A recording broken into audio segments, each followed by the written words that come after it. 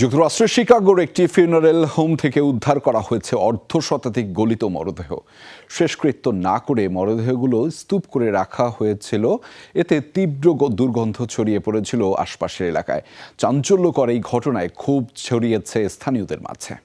ভোগান্তি ভুলে চলে আসুন রিগালে। ওয়ারেন্টি সহ স্টাইলিশ কালেকশন নিয়ে রেডি রিগাল ফার্নিচার।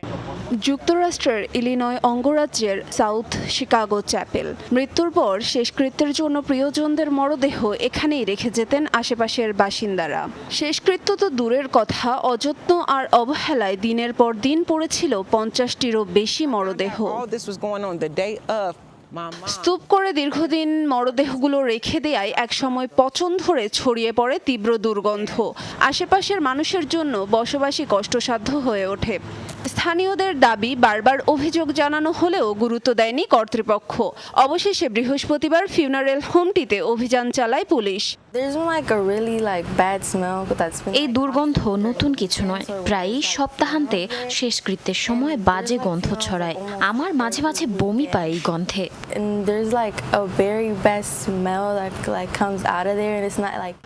পুলিশ জানিয়েছে, কোনো রকম রেফ্রিজারেশন ছাড়াই এক জায়গায় স্তূপাকারে রেখে দেয়া হয় মরদেহগুলো।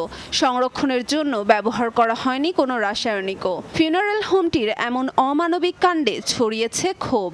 স্বজনদের শেষকৃত্য সম্পন্ন করার গুরুদায়িত্ব এসব ফিউনারেল হোমের কাছে অর্পণ করে সাধারণ মানুষ। মৃত্যুর পর স্বজনদের এই অসম্মান মেনে নিতে পারছেন না কেউই। আমার মায়ের শেষকৃত্যের দিন আমি জানতে পারি এখানে কি ঘটছে। এখন আমার মায়ের লাশ শনাক্ত করতে পারছি না। আমি ভীষণ অসুস্থ বোধ করছি। মরদেহগুলোকে উদ্ধারের পর ময়নাতদন্তের জন্য পাঠানো হয়েছে শিকাগো সিটি মর্গে। ডেড বডি শনাক্ত করতে পুনরায় ডাকা হবে স্বজনদের। এর মধ্যে ফরেনসিক ডাক্তার ও প্যাথোলজিস্টদের ঘটনাস্থলে পাঠানো হয়েছে। ফিউনারেল হোমটির লাইসেন্সও সাময়িকভাবে বাতিল করেছে কর্তৃপক্ষ। আয়েশা রেজওয়ানা, যমুনা নিউজ।